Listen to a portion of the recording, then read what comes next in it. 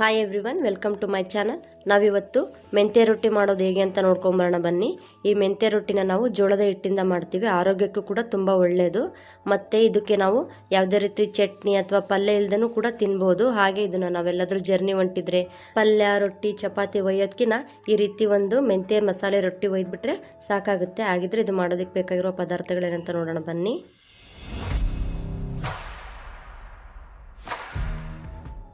ನಾನಿಲ್ಲಿ ಒಂದು ಬೌಲು ಜೋಳದ ಹಿಟ್ಟು ತೊಗೊಂಡಿದ್ದೀನಿ. ಹಾಗೆ ಒಂದು ಕಟ್ಟು ಮೆಂತ್ಯ ಸೊಪ್ಪನ್ನ ನೀಟಾಗಿ ತೊಳೆದ್ಬಿಟ್ಟು ಸೋಸ್ಕೊಂಡ್ಬಿಟ್ಟು ಚಿಕ್ಕದಾಗಿ ಹೆಚ್ಚಿಟ್ಕೊಂಡಿದ್ದೀನಿ. ಹಾಗೆ 2 ಮೀಡಿಯಮ್ ಸೈಜ್ ಈರುಳ್ಳಿನ ಚಿಕ್ಕದಾಗಿ ಕಟ್ ಮಾಡಿ ಇಟ್ಕೊಂಡಿದ್ದೀನಿ. ಒಂದು ಕ್ಯಾರೆಟ್ನ ತೊಗೊಂಡಿದ್ದೀನಿ, ಅದನ್ನು ತುರಿದ್ಬಿಟ್ಟು ಇಟ್ಕೊಂಡಿದ್ದೀನಿ. ಸ್ವಲ್ಪ ಕೊತ್ತಂಬರಿ ಸೊಪ್ಪು, 1 ಟೇಬಲ್ ಸ್ಪೂನ್ ಖಾರದ ಪುಡಿ, 1 ಟೇಬಲ್ ಸ್ಪೂನ್ ಜೀರಿಗೆ ಪುಡಿ, 1 ಟೇಬಲ್ ಸ್ಪೂನ್ ಗರಂ ಮಸಾಲ, ಅರ್ಧ ಟೇಬಲ್ ಸ್ಪೂನ್ ಅರಿಶಿಣ ಪುಡಿ, ಅರ್ಧ ಟೇಬಲ್ ಸ್ಪೂನ್ ಶುಂಠಿ ಬೆಳ್ಳುಳ್ಳಿ ಪೇಸ್ಟು, ಮತ್ತು 2 ಟೇಬಲ್ ಸ್ಪೂನ್ ಬಿಳಿ ಎಳ್ಳು, ನೀವು ಬೇಕಿದ್ರೆ ಕರಿ ಎಳ್ಳು ಕೂಡ ಹಾಕ್ಕೋಬೋದು. ಹಾಗೆ 1 ಟೇಬಲ್ ಸ್ಪೂನು ಜೀರಿಗೆ, ನೀವು ಅಜ್ವೈನ್ ಕೂಡ ಯೂಸ್ ಮಾಡ್ಬೋದು. ಸ್ವಲ್ಪ ನಿಂಬೆಹಣ್ಣಿನ ರಸ ಹಾಗೂ ಸ್ವಲ್ಪ ಕರಿಬೇವಿನ ಸೊಪ್ಪು, ಮತ್ತು ಫ್ರೈ ಮಾಡೋದಕ್ಕೆ ಬೇಕಾಗುವಷ್ಟು ಎಣ್ಣೆ, ರುಚಿಗೆ ತಕ್ಕಷ್ಟು ಉಪ್ಪು. ಮಾಡೋದು ಹೇಗೆ ಅಂತ ನೋಡ್ಕೊಂಬರೋಣ ಬನ್ನಿ. ನಾನಿಲ್ಲೊಂದು ಪಾತ್ರೆಯಲ್ಲಿ ನೀರನ್ನ ಕಾಯೋದಕ್ಕೆ ಇಟ್ಕೊಂಡಿದ್ದೀನಿ. ಯಾಕೆಂದರೆ ಜೋಳದ ಹಿಟ್ಟು, ರಾಗಿ ಹಿಟ್ಟು ಅಥವಾ ಅಕ್ಕಿ ಹಿಟ್ಟಲ್ಲಿ ನಾವು ಯಾವುದೇ ರೀತಿ ರೊಟ್ಟಿ ಮಾಡಿದ್ರೂ ಅದಕ್ಕೆ ಸ್ವಲ್ಪ ನೀರು ಕಾಯಿಸ್ಕೊಂಡು ಹಾಕೋದ್ರಿಂದ ಜಿಗಿ ತುಂಬ ಚೆನ್ನಾಗಿ ಬರುತ್ತೆ. ಹಾಗಾಗಿ ನೀರನ್ನ ಸ್ವಲ್ಪ ಕುದಿಸ್ಕೊತಾ ಇದ್ದೀನಿ. ಈಗ ನೀರು ಚೆನ್ನಾಗಿ ಕುದ್ದಿದೆ, ಗ್ಯಾಸ್ ಫ್ಲೇಮ್ನ ಆಫ್ ಮಾಡ್ಕೊತಾ ಇದ್ದೀನಿ. ನಾನೀಗ ಒಂದು ಬೌಲಿಗೆ ಜೋಳದ ಹಿಟ್ಟು ಹಾಕ್ಕೊತಾ ಇದ್ದೀನಿ. ಹಾಗೆ ಜೊತೆಗೆ ಮೆಂತ್ಯ ಸೊಪ್ಪು ಮತ್ತು ಚಿಕ್ಕದಾಗಿ ಕಟ್ ಮಾಡಿರೋ ಈರುಳ್ಳಿ, ನೀವು ಈರುಳ್ಳಿನ ಜಾಸ್ತಿ ಕೂಡ ಹಾಕ್ಕೋಬೋದು, ಮತ್ತು ಕ್ಯಾರೆಟ್ ತುರಿ, ಸ್ವಲ್ಪ ಕೊತ್ತಂಬರಿ ಸೊಪ್ಪು, ಹಾಗೆ ಸ್ವಲ್ಪ ಕರಿಬೇವಿನ ಸೊಪ್ಪು, ಮತ್ತು ಎಳ್ಳು, ಜೀರಿಗೆ ಕೂಡ ಹಾಕ್ಕೊತಾ ಇದ್ದೀನಿ. ನೀವು ಬೇಕಿದ್ರೆ ಅಜ್ವೈನ್ ಮತ್ತು ಕಲೋಂಜಿ ಬೀಜಗಳು ಕೂಡ ಹಾಕ್ಕೋಬೋದು. ಹಾಗೆ 1 ಟೇಬಲ್ ಸ್ಪೂನ್ ಖಾರದ ಪುಡಿ, 1 ಟೇಬಲ್ ಸ್ಪೂನ್ ಜೀರಿಗೆ ಪುಡಿ, 1 ಟೇಬಲ್ ಸ್ಪೂನ್ ಗರಂ ಮಸಾಲ, ಅರ್ಧ ಟೇಬಲ್ ಸ್ಪೂನ್ ಅರಿಶಿಣ, ಅರ್ಧ ಟೇಬಲ್ ಸ್ಪೂನ್ ಹಸಿ ಶುಂಠಿ ಬೆಳ್ಳುಳ್ಳಿ ಪೇಸ್ಟು, ಮತ್ತು ನಿಂಬೆಹಣ್ಣಿನ ರಸ, ರುಚಿಗೆ ತಕ್ಕಷ್ಟು ಉಪ್ಪು ಹಾಕ್ಕೊತಾ ಇದ್ದೀನಿ. ಹಾಗೆ 3 ಟೇಬಲ್ ಸ್ಪೂನ್ ಎಣ್ಣೆ ಹಾಕ್ಕೊತಾ ಇದ್ದೀನಿ. ನೀವು ಎಣ್ಣೆ ಬದಲಿಗೆ ಇಲ್ಲಿ ತುಪ್ಪ ಅಥವಾ ಬೆಣ್ಣೆ ಕೂಡ ಯೂಸ್ ಮಾಡ್ಕೋಬೋದು. ತುಪ್ಪ ಅಥವಾ ಬೆಣ್ಣೆ ಹಾಕೋದ್ರಿಂದ ಟೇಸ್ಟ್ ಇನ್ನೂ ಚೆನ್ನಾಗಿ ಬರುತ್ತೆ.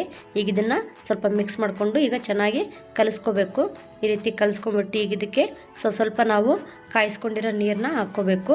ನೀವೀಗ ನೋಡ್ಬೋದು, ಸ್ವಲ್ಪ ನೀರು ಹಾಕ್ಕೊಂಡು ಹಿಟ್ಟನ್ನ ಚೆನ್ನಾಗಿ ಕಲಿಸ್ಕೋಬೇಕು. ನಾವು ಚಪಾತಿ ಹಿಟ್ಟು ಕಲಿಸ್ತೀವಲ್ಲ ಅದಕ್ಕೆ ಬಂದರೆ ಸಾಕಾಗುತ್ತೆ. ಇನ್ನು ಯಾರೆಲ್ಲ ನನ್ನ ಚಾನಲ್ನ ಸಬ್ಸ್ಕ್ರೈಬ್ ಮಾಡಿಲ್ಲ ಪ್ಲೀಸ್ ಸಬ್ಸ್ಕ್ರೈಬ್ ಆಗಿ. ಹಾಗೂ ಈ ರೆಸಿಪಿ ಇಷ್ಟ ಆದರೆ ಲೈಕ್ ಮಾಡಿ, ಶೇರ್ ಮಾಡಿ, ಸಬ್ಸ್ಕ್ರೈಬ್ ಆಗೋದನ್ನ ಮರಿಬೇಡಿ. ಈಗ ಇಲ್ಲಿ ನೋಡ್ಬೋದು, ನಾನು ಮಧ್ಯದಲ್ಲಿ ಸ್ವಲ್ಪ ನೀರು ಹಾಕ್ಕೊಂಡು ಮತ್ತೆ ಚೆನ್ನಾಗಿ ಕಲಿಸ್ಕೊತಾ ಇದ್ದೀನಿ. ನೋಡ್ಬೋದು ಇಲ್ಲಿ.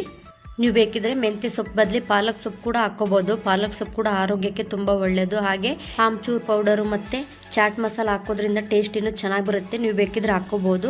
ಈಗ ಹಿಟ್ಟು ಚೆನ್ನಾಗಿ ನಾದಿದ್ದೀನಿ. ನೋಡ್ಬೋದು ಇಲ್ಲಿ ನಾನು ಹಂಚು ಕೂಡ ಕಾಯೋದಕ್ಕೆ ಇಟ್ಟಿದ್ದೀನಿ. ಈಗ ಇಲ್ಲಿ ನೋಡ್ಬೋದು, ಈ ರೀತಿ ಒಂದು ಬಟರ್ ಪೇಪರ್ ಆದರೂ ಆಗಿರ್ಬೋದು, ಇಲ್ಲ ನಾವು ಹೋಳಿಗೆ ಮಾಡ್ತೀವಲ್ಲ ಆ ರೀತಿ ಪೇಪರ್ ಆದರೂ ಆಗಿರ್ಬೋದು, ಇಲ್ಲಾಂದರೆ ಎಣ್ಣೆ ಪ್ಯಾಕೆಟಲ್ಲಿ ಕೂಡ ನಾವು ಮಾಡ್ಕೋಬೋದು. ಇದಕ್ಕೆ ಸ್ವಲ್ಪ ಎಣ್ಣೆ ಎಲ್ಲ ರಬ್ ಮಾಡಿಬಿಟ್ಟು ನಿಮ್ಗೆ ಯಾವ ಸೈಜ್ ಬೇಕೋ ಆ ಸೈಜಷ್ಟು ಹಿಟ್ಟು ತೊಗೊಂಡ್ಬಿಟ್ಟು ಕೈಯಲ್ಲೇನೆ ತಟ್ಟಿದರೆ ಸಾಕಾಗುತ್ತೆ. ಇಲ್ಲಿ ನೋಡ್ಬೋದು, ನಾನು ಕೈಯಲ್ಲೇನೆ ತಟ್ತಾ ಇದ್ದೀನಿ. ನಾನು ಸ್ವಲ್ಪ ಸೈಡಿಗೆ ಈ ರೀತಿ ತಟ್ಕೊತಾ ಇದ್ದೀನಿ. ಯಾಕಂದರೆ ಸೈಡರ್ಗೂ ಹೊಡಿಬಾರ್ದು ಅಂತಂದೇಳಿ.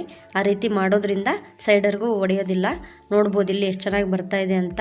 ಸೈಡ್ಗೆ ನೀವು ಬೇಕಿದ್ರೆ ಈ ರೀತಿ ಕೈಯಲ್ಲೇ ಪ್ರೆಸ್ ಮಾಡ್ಕೊಂಡ್ರೆ ಸಾಕಾಗುತ್ತೆ. ರೌಂಡಾಗಿ ತುಂಬ ಚೆನ್ನಾಗಿ ಬರುತ್ತೆ. ಇಲ್ಲಿ ನೋಡ್ಬೋದು, ಜಾಬ್ ಮಾಡೋ ಹೆಣ್ಮಕ್ಳಿಗೆ ಈ ರೊಟ್ಟಿ ತುಂಬ ಈಸಿ ಅಂತಂದೇ ಹೇಳ್ಬೋದು. ಯಾಕಂದರೆ ಅವರು ಹೊರಗಡೆಯಿಂದ ಸುಸ್ತಾಗಿ ಬಂದಾಗ ಮನೆಯಲ್ಲಿ ಏನಾದರೂ ಮಾಡ್ಕೊಂಡು ತಿನ್ಬೇಕಂದ್ರೆ ಈ ರೀತಿ ರೊಟ್ಟಿ ಮಾಡ್ಕೊಂಡು ತಿನ್ನೋದು ತುಂಬ ಈಸಿ. ಇದಕ್ಕೇನು ಪಲ್ಯನೂ ಬೇಡ, ಏನೂ ಬೇಡ.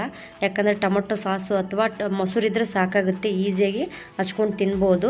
ನೋಡ್ಬೋದು ಇಲ್ಲಿ ಈಗ ಹಂಚು ಕಾದಿದೆ. ಆ ಹಂಚಿಗೆ 2 ಟೇಬಲ್ ಸ್ಪೂನ್ ಎಣ್ಣೆ ಹಾಕ್ಕೊತಾ ಇದ್ದೀನಿ. ಎಣ್ಣೆ ಹಾಕ್ಬಿಟ್ಟು ನಾವು ಮಾಡಿದಂಥ ರೊಟ್ಟಿನ ಅದನ್ನು ಹಾಕ್ಕೊತಾ ಇದ್ದೀವಿ. ನೋಡ್ಬೋದು ಇಲ್ಲಿ ಈ ರೀತಿ ಕೈಯಲ್ಲೇ ಸ್ವಲ್ಪ ಹಿಂಗೆ ತಟ್ಕೊಂಡು ನಾವು ಪೇಪರ್ನ ತೆಗಿಬೇಕಾಗುತ್ತೆ. ಈಗ ನಾನು ಸೈಡಿಗೆ ಸ್ವಲ್ಪ ಎಣ್ಣೆ ಹಾಕ್ಕೊತಾ ಇದ್ದೀನಿ. ನೀವು ಎಣ್ಣೆ ಬದಲಿಗೆ ತುಪ್ಪ ಅಥವಾ ಬೆಣ್ಣೆ ಹಾಕೋದ್ರಿಂದ ಟೇಸ್ಟ್ ಇನ್ನೂ ತುಂಬ ಚೆನ್ನಾಗಿ ಬರುತ್ತೆ. ಹಾಗಾಗಿ ತುಪ್ಪ ಅಥವಾ ಬೆಣ್ಣೆ ಇದ್ದರೆ ಅದನ್ನು ಕೂಡ ಯೂಸ್ ಮಾಡಿ, ಇಲ್ಲಾಂದರೆ ಎಣ್ಣೆನೇ ಹಾಕ್ಕೋಬೋದು. ಈ ರೊಟ್ಟಿನ ನಾವು 3 ದಿನ ಬೇಕಾದರೂ ಇಟ್ಕೊಂಡು ತಿನ್ಬೋದು, ಕೆಡೋದಿಲ್ಲ, ಅಷ್ಟು ಚೆನ್ನಾಗಿರುತ್ತೆ.